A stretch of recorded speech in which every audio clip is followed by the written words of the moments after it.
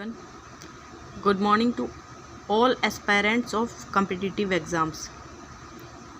देखिए RRB group D वाला exam होने वाला है, यूपी ट्रिपल एससी मेंस भी होने वाला है,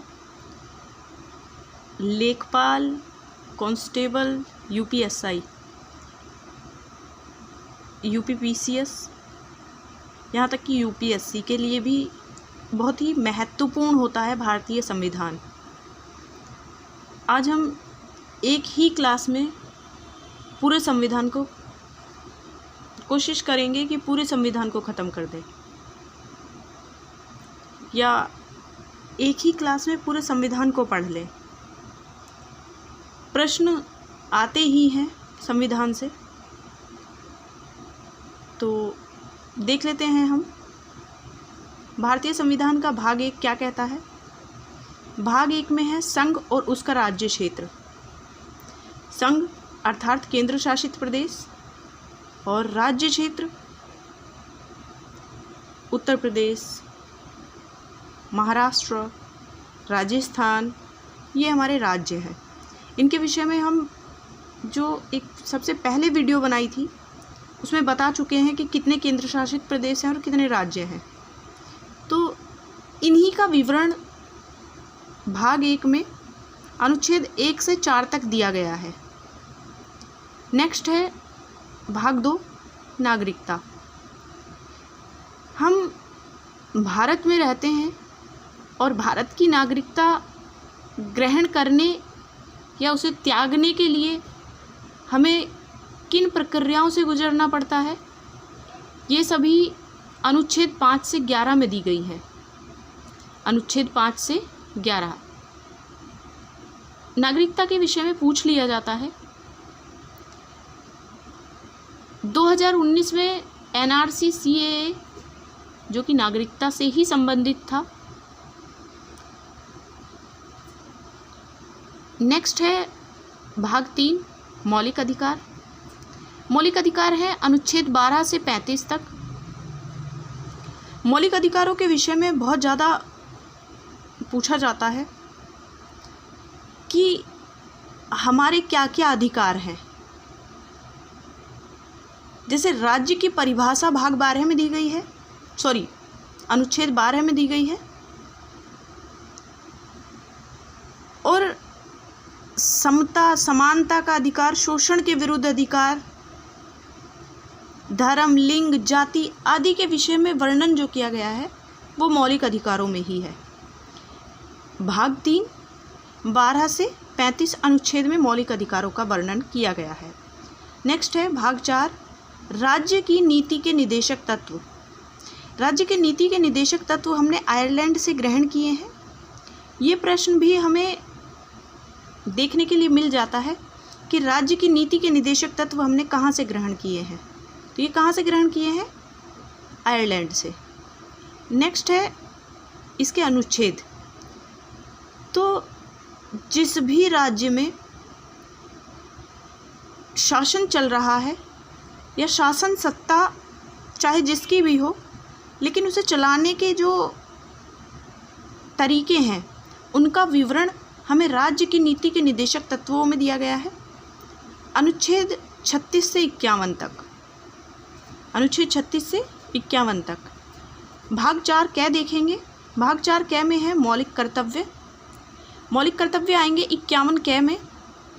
ये प्रश्न भी पूछ लिया जाता है कि मौलिक कर्तव्य कितने हैं। तो मौलिक कर्तव्य हैं 11। अनुच्छेद है 51 कै। बात करेंगे भाग 5 की। तो भाग 5 में है संघ सरकार, अर्थात केंद्र सरकार के विषय में इसमें वर्णन किया गया है। अनुच्छेद 52 से लेकर 151 तक।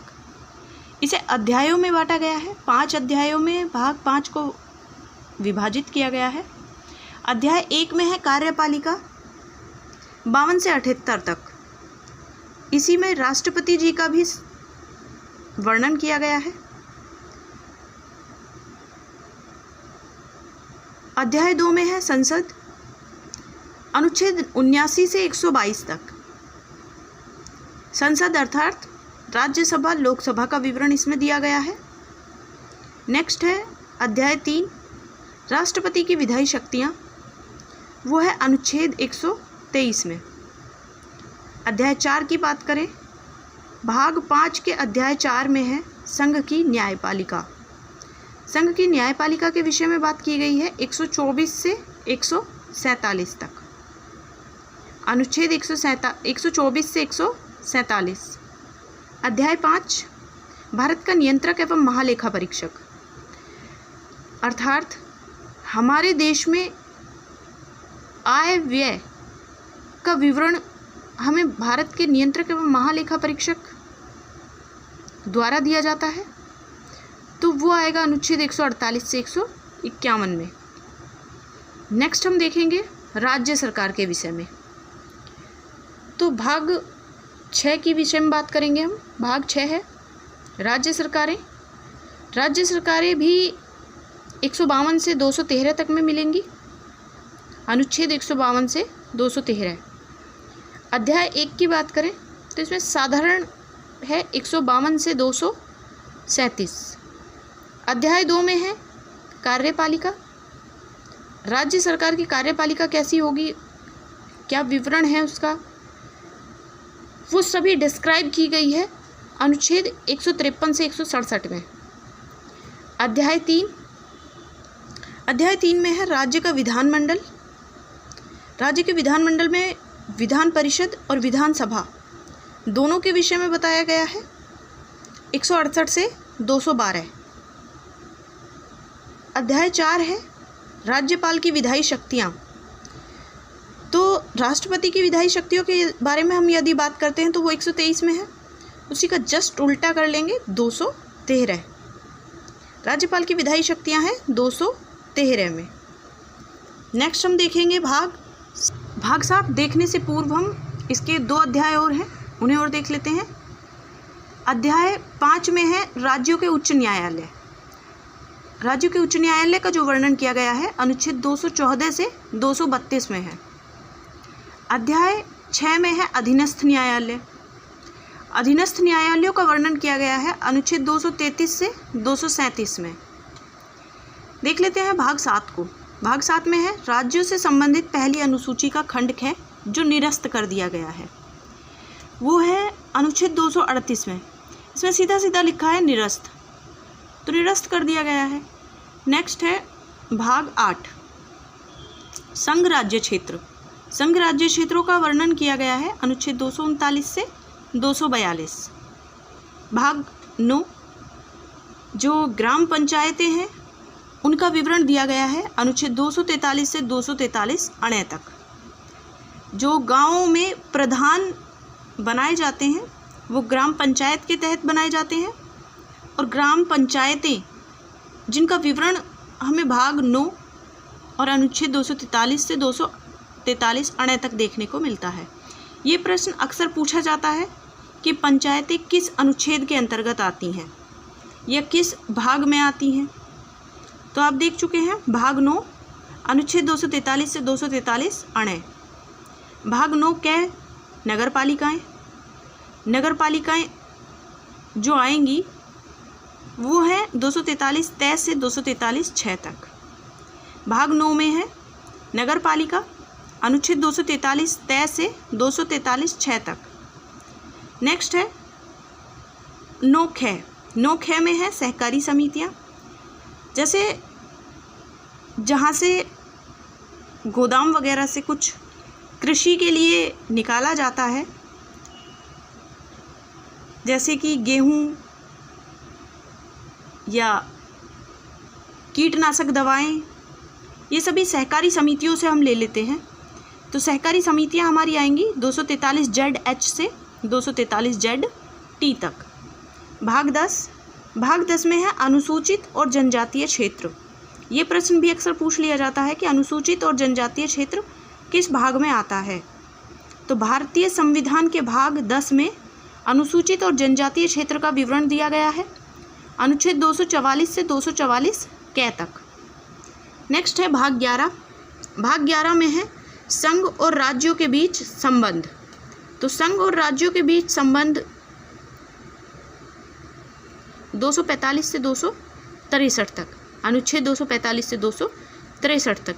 देखिए विधायी संबंध की अगर हम बात करें तो वो है अध्याय 1 में 245 से 255 में। अध्याय 2 की बात करें प्रशासनिक संबंध तो 256 से 263 तक। अभी तक हमने पढ़े भाग 11 और इनके अनुच्छेद भी देखे। नेक्स्ट हम देखेंगे भाग 12। भाग 12 में वित्त, संपत्ति, संविदाएं और वाद के विषय में बात की गई है, जो है अनुच्छेद 264 से 300 ए।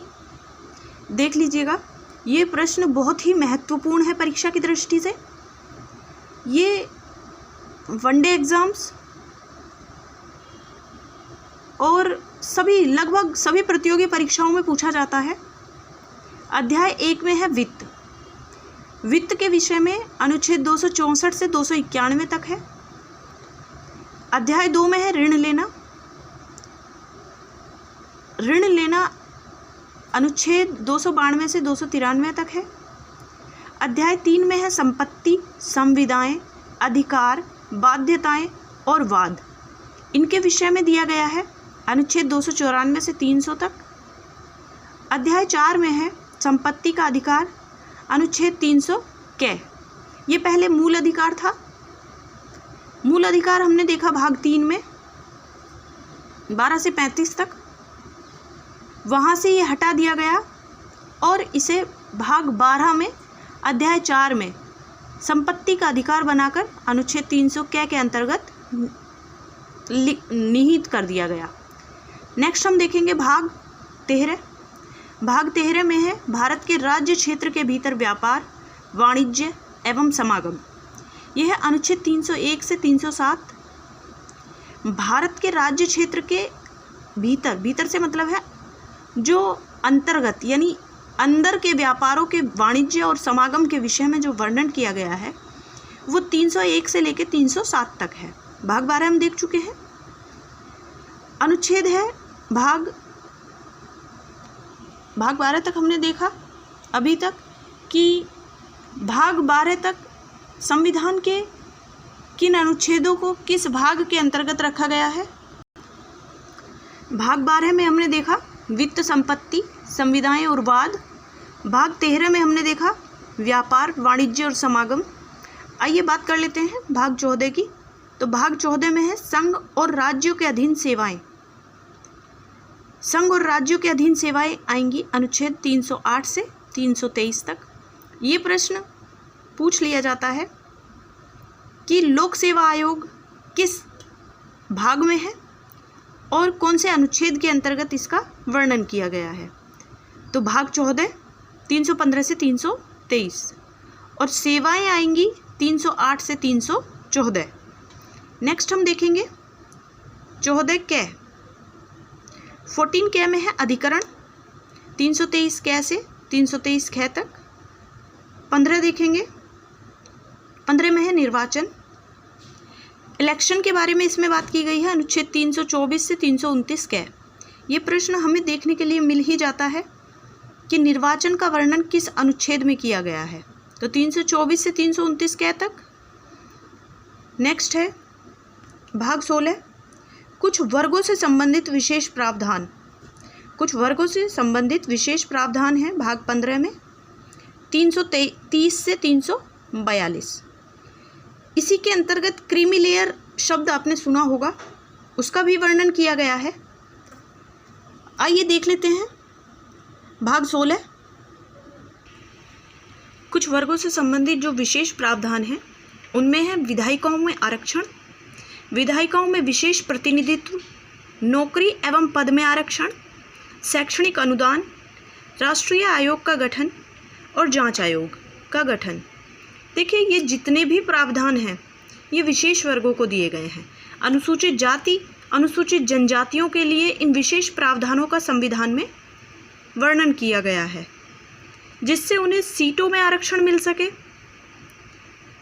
नौकरी और पद में आरक्षण मिल सके, शिक्षा हेतु उन्हें प्रोत्साहित करते हुए आरक्षण मिल सके, और यदि उनके खिलाफ किसी प्रकार का कोई दुर्व्यवहार किया जाता है तो उसके लिए जांच आयोग का गठन भी किया गया है।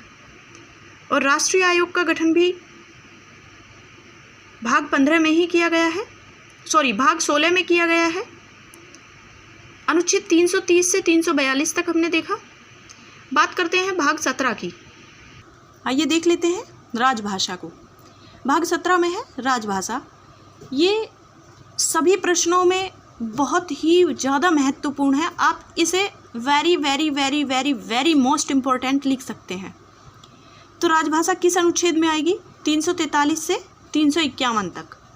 अध्याय 1 में संघ की भाषा का वर्णन किया गया है। ये भी पूछ लिया जाता है कि संघ की भाषा का वर्णन कहाँ किया गया है, किस अनुच्छेद में किया गया है।